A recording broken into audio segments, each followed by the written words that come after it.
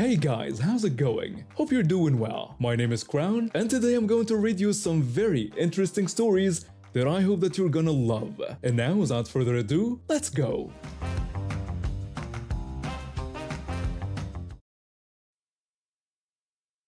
Back in the late 1980s, I used to love hearing stories from my father-in-law about his days running a trucking company. While he owned the business, he never gave up driving one of the smaller trucks himself. My mother-in-law would often ride along with him, and she witnessed this memorable encounter that still makes us laugh at family gatherings. One morning, they arrived at a customer's loading dock tucked away at the end of an alleyway. As my father-in-law was carefully maneuvering his truck to back up to the dock, a food truck driver came barreling down the alley. There was a small gap between my father-in-law's truck and the building wall, and this impatient driver decided to squeeze through it while my father-in-law was still moving. The food truck driver then parked his vehicle right in the dock area, effectively blocking my father-in-law from reaching the loading dock without risking damage to either vehicle or the building. My father-in-law walked over to the food truck driver to sort things out. He politely asked if the driver would mind moving his truck so he could reach the dock, adding that the driver could park again once the unloading was done. The food truck driver rudely refused, saying he wouldn't move until he was finished with his business, and told my father-in-law he'd have to deal with it. My father-in-law, who dealt with all sorts of characters in his decades of trucking, simply nodded and went back to his truck. He began unloading his cargo using the truck's lift gate and a hand truck, taking extremely small loads each time. What should have been a 20-minute job was now stretching well past an hour. The food truck driver finished his business and came out, ready to leave. But there was a problem. The gap he'd squeezed through earlier wasn't wide enough anymore due to how my father-in-law had positioned his truck. The food truck driver shouted at my father-in-law, calling him an old jerk and demanding he move his truck. My father-in-law calmly replied that he would move once he finished unloading. The driver then started criticizing how long the unloading was taking, mockingly asking if my father-in-law couldn't handle more than 3 boxes at a time. My father-in-law would stop completely whenever the driver spoke to him, calmly nod in acknowledgement, and then continue at exactly the same pace. Each interruption only added more time to the process. The food truck driver grew more frustrated, yelling that my father-in-law was doing this on purpose and threatening to report him to his company. My father-in-law just kept nodding and working at his methodical pace. The more the driver cursed and threatened, the more breaks my father-in-law needed to catch his breath and ensure workplace safety. Finally, the food truck driver snapped. He jumped into his truck and attempted to force his way through the gap between my father-in-law's truck and the building. The sound of metal scraping against brick echoed through the alley as he destroyed both sides of his food truck in the process. Instead of leaving, the food truck driver parked sideways, completely blocking the alley. He started yelling that this was all my father-in-law's fault and demanded he pay for the damage. My father-in-law calmly refused to accept any blame but offered to exchange insurance information. The driver responded with more cursing, insisting he wouldn't move until my father-in-law agreed to pay for repairs. My father-in-law simply returned to his truck, locked the doors, and sat down with my mother-in-law to enjoy their packed lunch. He figured someone would eventually need to use the alley and call the police. Sure enough, the food truck driver called the police himself, thinking he was in the right. When 2 officers arrived, the driver immediately demanded they arrest my father-in-law, claiming he had trapped him there and forced him to damage his truck while preventing him from doing business. When the officers asked him to explain what happened, the driver admitted to forcing his way through the gap because my father-in-law's truck was blocking him, insisting it was all done on purpose to damage his truck. The officers interviewed the loading dock workers who had witnessed the entire incident. The food truck driver kept interrupting, practically confessing to his own reckless behavior while trying to blame my father-in-law. One of the officers then told him that based on his own admission and witness statements, he was responsible for damaging his own vehicle by attempting to force it through an unsuitable gap. The officer also pointed out that he was blocking a commercial access way and creating a public disturbance. The driver responded with more profanity, incredulous that the officers weren't taking his side. The driver's continued belligerence and refusal to move his vehicle eventually led to him being handcuffed and placed in the back of the police car. They had to call a tow truck to remove his damaged food truck from the alley. My father-in-law finally finished unloading his cargo at his usual careful pace, exchanged pleasantries with the dock workers, and drove off to his next delivery. A few weeks later, when we learned the food truck driver's insurance company refused to cover the damage since he had admitted to intentionally forcing his way through an obviously too narrow gap, his food truck business went under shortly after, as he couldn't afford the repairs and had gotten his vendor license suspended due to the incident. My father-in-law always said the key to dealing with entitled people was to let them dig their own graves, and that day he just provided the shovel. I bought my first house at 25. It wasn't luck. I lived with my parents for 4 years, saving 75 and 90% of each paycheck for a down payment.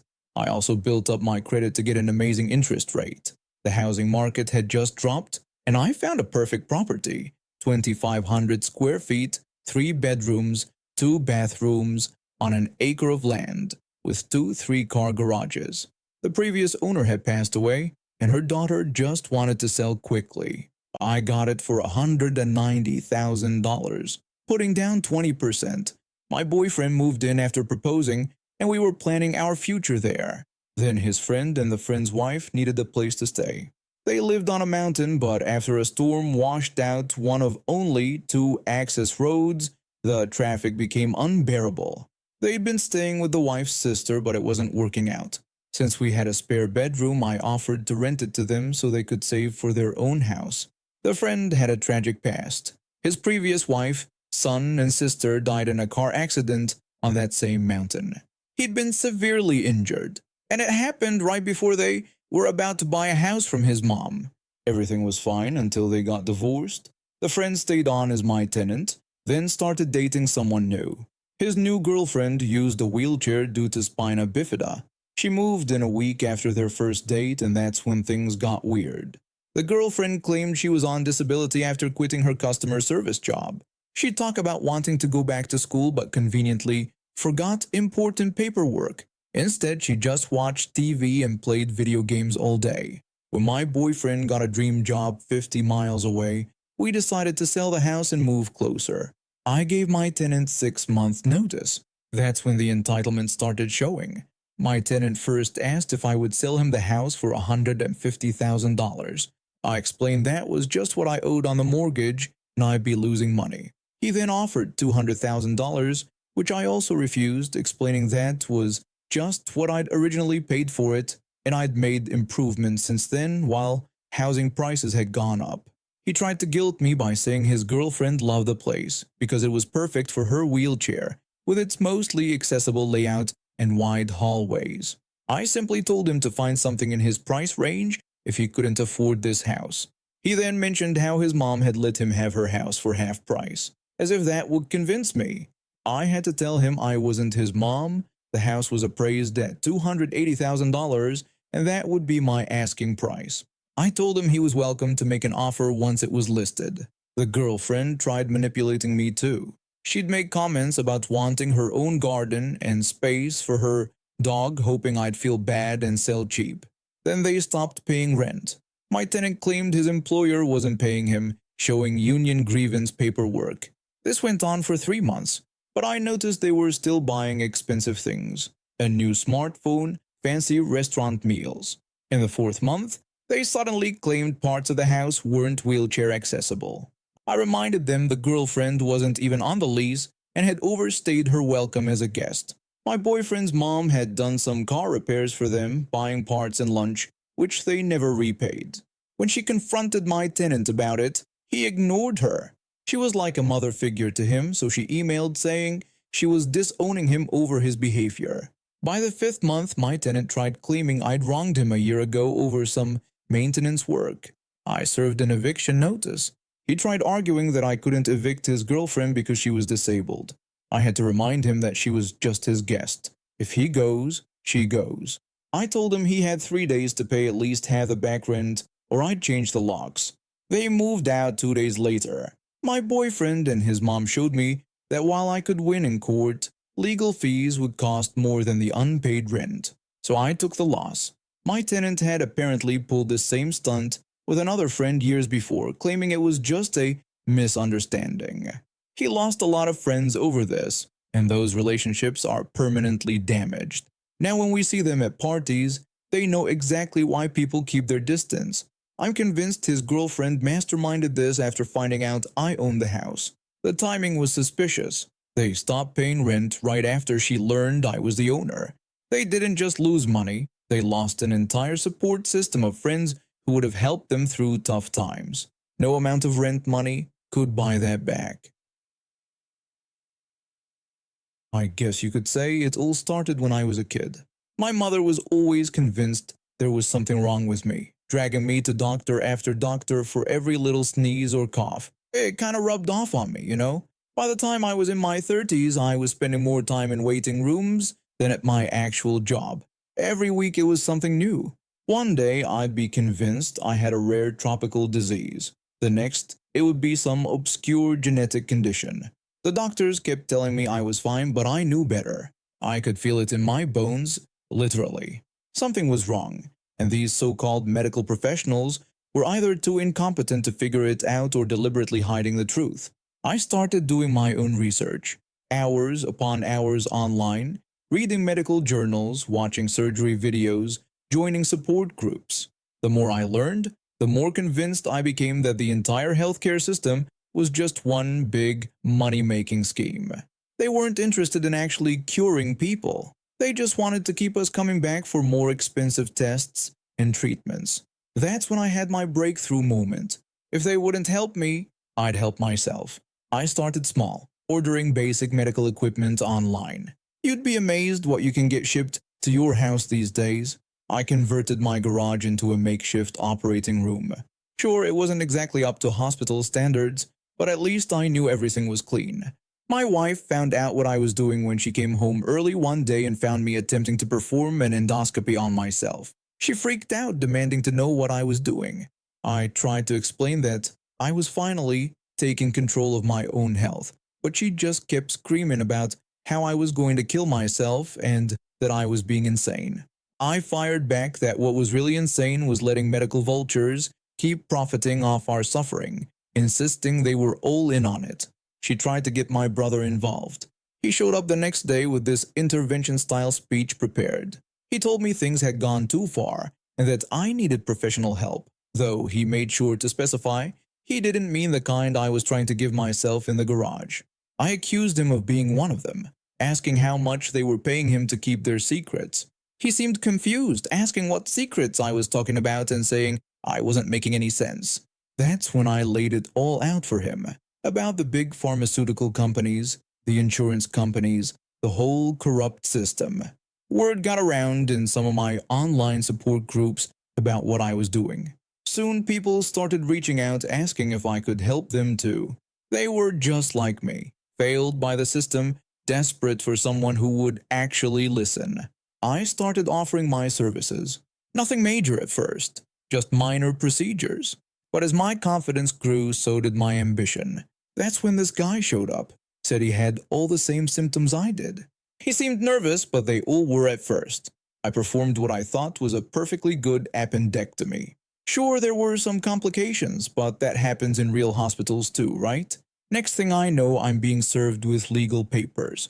This ungrateful person was trying to sue me. Me, the only one who was brave enough to help him. The court date arrives and I decided to represent myself. No way I was trusting some lawyer who was probably in the pocket of big healthcare.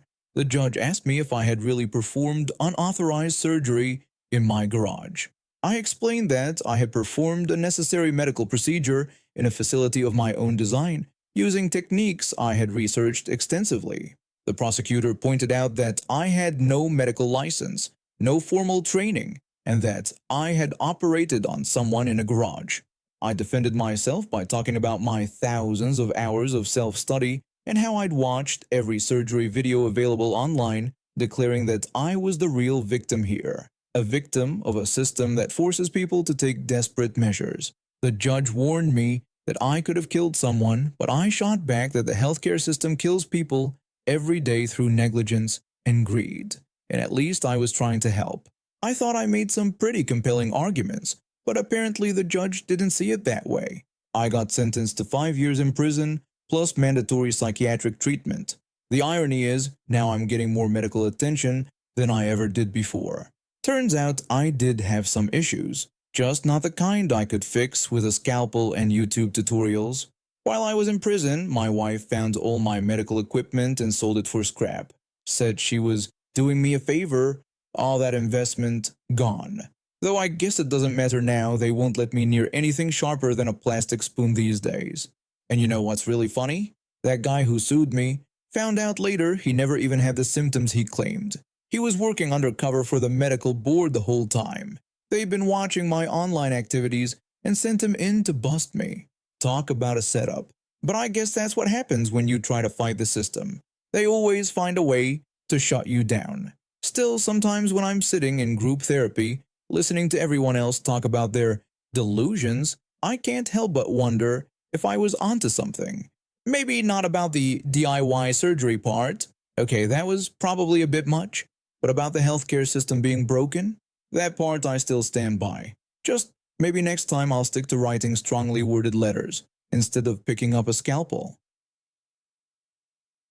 I recently moved into this apartment building after landing my dream job at a software development company downtown. The rent was reasonable, the location was perfect, and for the first 2 months, everything was great. That is, until one of my neighbors developed severe insomnia and completely lost her mind. It all started when I received a bizarre flyer under my door at 4 a.m. The loud rustling actually woke me up, and I found this handwritten manifesto about how sleep is a societal construct designed to keep us submissive, and how we needed to break free from the shackles of slumber. The next day, I met the author of this philosophical masterpiece in the elevator, a middle-aged woman from the 5th floor who immediately launched into a speech about her enlightenment. She recognized me as the resident from 3B and eagerly asked if I had received her revelation that morning. When I confirmed that I had indeed gotten the flyer at 4 a.m., she became even more excited. She gushed about how wonderful it was to be awake at such a magical hour, proudly declaring that she hadn't slept in 3 weeks and had never felt more alive. When I tried to point out that this didn't sound healthy, she quickly cut me off, insisting that this was exactly what the sleep industry wanted us to think, and that they were brainwashing us into dependency. She declared that we needed to fight back. Before I could respond, she was already off the elevator, plastering more flyers on the walls. Over the next few days, things escalated quickly. She started organizing what she called night shift activities in the building's common room. At first, it was just loud music and weird chanting at 2 a.m., but then she graduated to full-blown mandatory community events. One night at exactly 3 a.m., she pulled the fire alarm to gather everyone for an emergency building meeting about her new sleep-free lifestyle initiative. The fire department was not amused.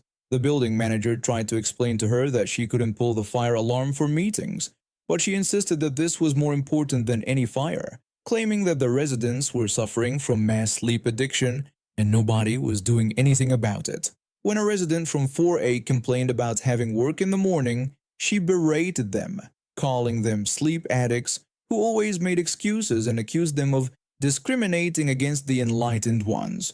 She started a social media campaign called Slumber No More and would live stream herself at night, banging pots and pans in the hallways to wake people up to the truth.